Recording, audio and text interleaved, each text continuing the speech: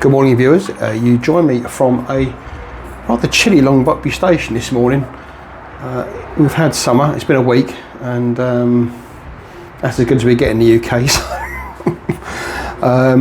Some of you may have watched my last video regarding the Ford EcoSport, and I had a number of comments in the, or a number of comments below the video about the mileage on the Ford and how it couldn't possibly be the case that the MOT testers have got the mileage wrong, and you know it'd been clocked. Well, you guys have just cost me X amount of pounds, because at the moment I'm just going up to Stafford Central Car Auctions to pick a car up that's got effectively exactly the same issue, but this way with this car I can actually prove to you what's happened. So I'm going to hop on the train, get up there, and then we'll get into it then. So yeah, all speed ahead, all that, you know, the train, woo woo. Fuck me, what am I talking about?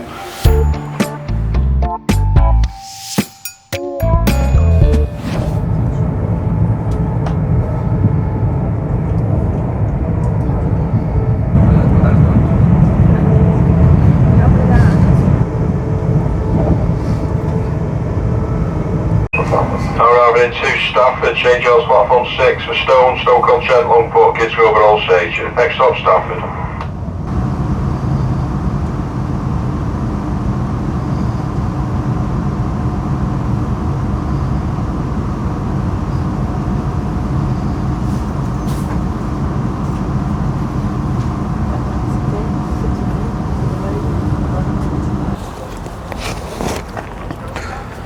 So here we are, arrived at Stafford Central Car Auctions. Now, Central Car Auctions is a fairly new name on the block. They used to be a one centre auction company in Glasgow.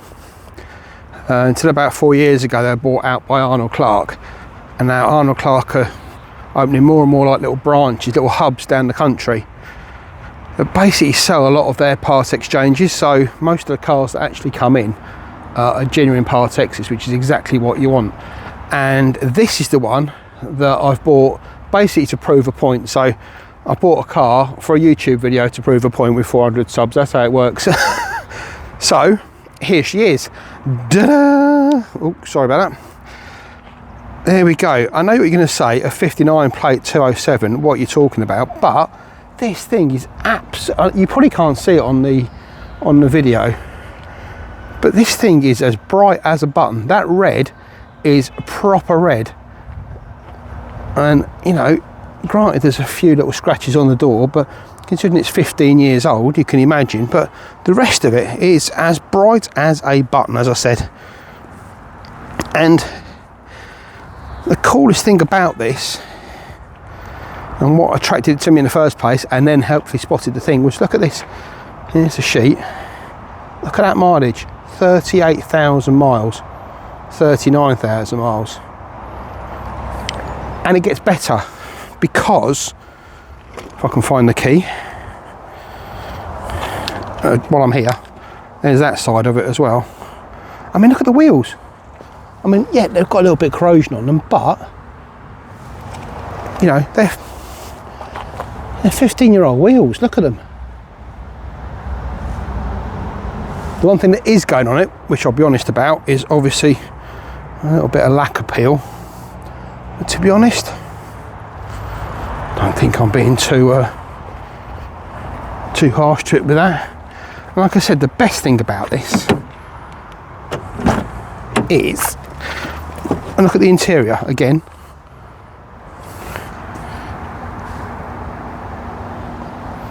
I mean, what a gem of a car this is. And this is the point I was trying to prove to you. Let me just zoom in on this. Can you see the anomaly? Kilometres. So this car's actually done only about 25,000 miles. Now, in the last video, there were some comments afterwards saying that MOT testers would have noticed that there was a mileage discrepancy, not a mileage discrepancy, but obviously it was reading in kilometres and put it down right. But trust me, the amount of MOT testers that I've seen, and I've got a high regard for 85% of MOT testers that know exactly what they're doing, know the job, been doing it for years, and they get it. Of the other 15% of them, half of them are new and you can understand why they're careful about what they do, and the other half, the other 7.5%, are just brain dead basically. I've seen MOTs come through with job card numbers on. Had one the other week, the chassis, I saw one being sold, the chassis number had been put down as the mileage. I mean, you know, they just look down at a job card or look down at what it is, see a bunch of numbers and put that on the MOT computer, and that comes through on your history. Now you do get 12 months to change that. It's really hard to do, but if you speak to the right people at the DVSA and you send them all the right information, it can be changed, but only within 12 months of the test, and providing no further records have been made, it is possible to do.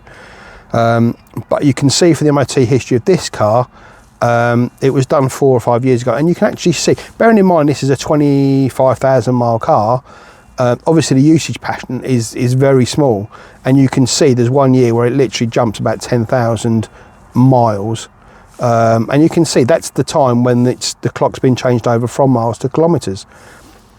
So when the customer comes in for this car to buy, I can say to them, look, it says 39,000 kilometres. They've been recorded as miles on the MOT, but just to show that that's actually about 25,000 miles. And the way to get around that is if in the first year or the second year you do 15,000 miles or more, that you'll then be able to change it to miles, and the jump should just work out about right. So it is possible to get this right, but at the moment, like I said, I mean, you know, I've spent 1,100 quid on this car just to prove a point, and you may think that's a lot of money it is a lot of money for a 15-year-old 207, but like I said, this thing is literally out of the box. I mean, the foot pad is literally new. The gear gaiter, which always peels, nope. Buttons all work, it's all nice and clean. And to be fair, I didn't look to see if all the digits light up on the displays, which is a thing that goes, but oh, demonetised. So there's that, all the display works, that's all good. That display works. I better start it up. I know this doesn't, I mean, I've got to be honest, I have obviously, no, this car's all good, so all the lights go out, runs fine. I have checked levels and everything, all that's good. And like I said, it's, the problem I have got at the moment is that most of the cars that I've bought recently are 3-door cars, and this is just another one to add to the list. So I've got a Mini back at base, I've got a 108 back at base, I've got a Megane Coupe back at base, an Astra Coupe back at base. What else have I got? I've got so many 3-door cars, and there was a lovely Ibiza here today, again a 3-door one on a 16 plate that was almost mint, like a grade 2, and I just couldn't buy it because I wanted to, and I would have sold it, but I was just conscious that I just wouldn't have any 4-door cars. So to be fair, I bought a Fabia yesterday, it's so dull, in sky blue, nice little car. I mean, you know, it is what it is. And what's the other 5-door one I've got? I can't think. I know I've got the RAV4 and stuff like that, big stuff there, but oh, and the little Clio, the ridiculously expensive Clio. So anyway, let's get on the road and get this back, and yeah, and then we'll do the check when we get back to base. So I've got a nice hour-and-a-half drive now back to the unit. That is the only thing. I mean, it's great up here. It's literally, I say, to the station to Stafford is 12 quid, which is ridiculous of a train price these days. 8 quid in a taxi to get here, so it's literally 20 quid to get here, and then a tenner's worth of fuel to get home. And it's down the A5, just in case I do run into any issues or any problems. I'm not stuck on the motorway waiting for patrol cars to come past, so I'll need my plates, don't I? Yeah, nice and convenient. This more convenient than if I said went to City over in Peterborough, which is a lot closer for me, a lot closer by far, but actually to get there, it's such an arse-ache of a journey. I've got to go down to London to come back up to Peterborough. Whoa, dropped. Let's get that on now. Stick. Magnets on. Stick on. It's not going anywhere. Oh. Whoa, shit, knee fell over.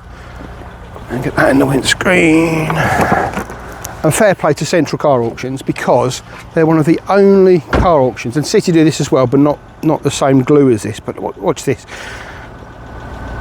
And you traders that are watching this will appreciate this. Look at that. No shit left behind. No grief or good. Look at that. Trust me, that's half an hour saved. Oh shit, I've stuck it to the door now.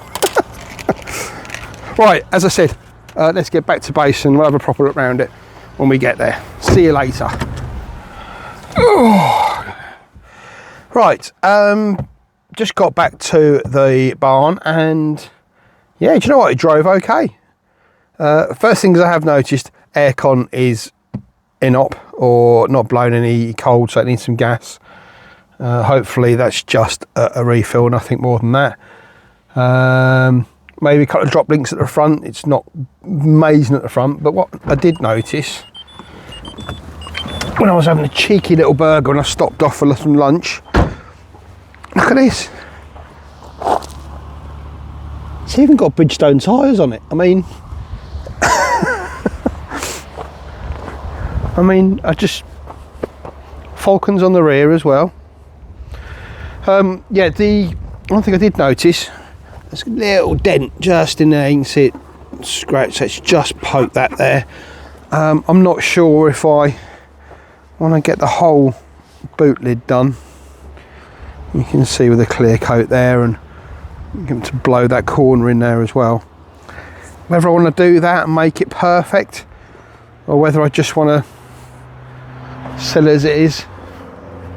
I mean, at the end of the day, it's a really nice car, but it is a 15-year-old Peugeot, so you know, you pay your money, you take your choice.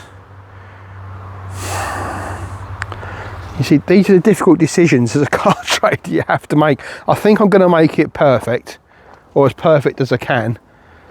But again, you know, what's the most you'd pay for this? You know, 3495. Is it a 3495 car? A 2995 car? You know, I paid 11 for it with fees, probably about 14. Whatever's wrong at the front is going to cost me probably about 300. So that's 17 I'm in for. If I get the boot done, that's £2,000. One thing I did notice actually, which I meant to show you, was when I sat down and looked through the service records, of which it has a nicely stamped book. But I noticed this as well, look. That's probably not going to focus now, is it? Hang on. Focus. There we go. Look at that. Time belt kit done in 2020. So, yeah. I mean, even that's been done. I think it's got a hole in the exhaust somewhere, because I didn't notice it when I picked it up. When I stopped and got out again and then started it back up again, it's got like a dump valve on it. So there's obviously some sort of hole somewhere in it, but I don't know.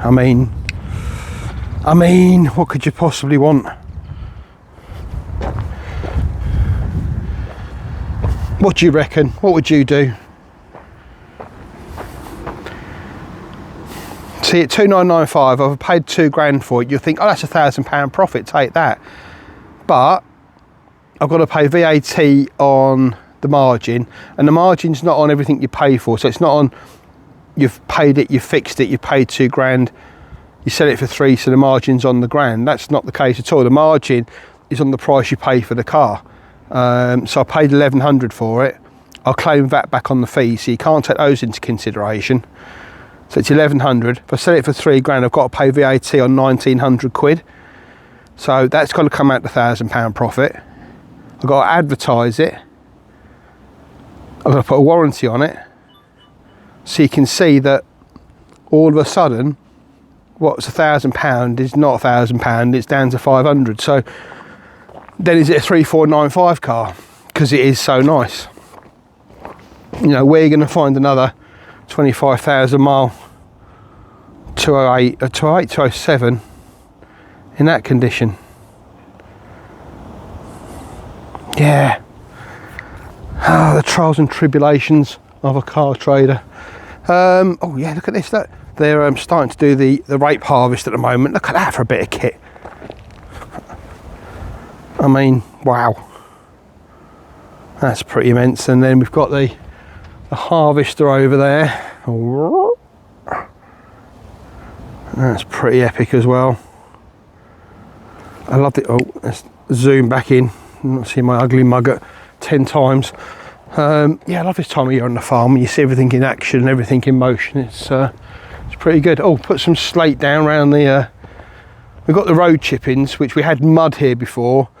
And then we've got half road chippings up to this point here. You can see the different colour in there. And then a few weeks ago, landlord came round and put more road chippings down. So we've got no mud now, which is awesome. You can see he's done all that right down to the extra barns down there that they're doing up at the moment. But yeah, it just looked a bit crap with the. I put weed killer down on the grass and everything, and you can see it all looked a little bit trashy. So 100, no, not 100 bags, 50 bags of slate. These 170 quid. So put them out. Still got some more to put out over there. And just round here, and it just makes them look nice. So when I'm photographing the cars, I can stand here and it'll kind of look like, I can get the zoom in right. It look like that when you photograph. I'm crap with video, like that when you photograph a car. So it takes off a lot of this not tarmac, is it? Just roadstone off of there. So yeah. I'm not supposed to show you that, that's for another video. Ignore that, you didn't see that. So yes, that's where we are. I'll let you know how we do with this and what I decide to do and what we decide to, you know, these plastics as well, these will really come up with a bit of, it's not back to black, there's so many different chemicals these days you can use. I use the Maguire's one, which is actually really nice and really good. But that need a good wash and everything first. But yeah, anyway, enough blabbering. If you enjoyed this, you know the deal. Hello everybody, give them a wave. Woo! So yeah, you know the deal. If you like the video, give us a thumbs up. If you haven't subscribed yet, I can't believe I get 1,000 watchers and 30 new subs. So if you like the video, give us a thumbs up. Get us a sub up to 500. I'd really appreciate it. It'd make all this worthwhile, and it'd give me the encouragement to keep doing more, because I do enjoy doing this. It's just literally finding the time. When you're a one-man band, it is like on the go all the time. Oh, here we go, another one. Wave again. We've got there already. It's time to come home now. So yeah, give us a thumbs up, sub as well, and I'll see you in the next video. Thanks for watching.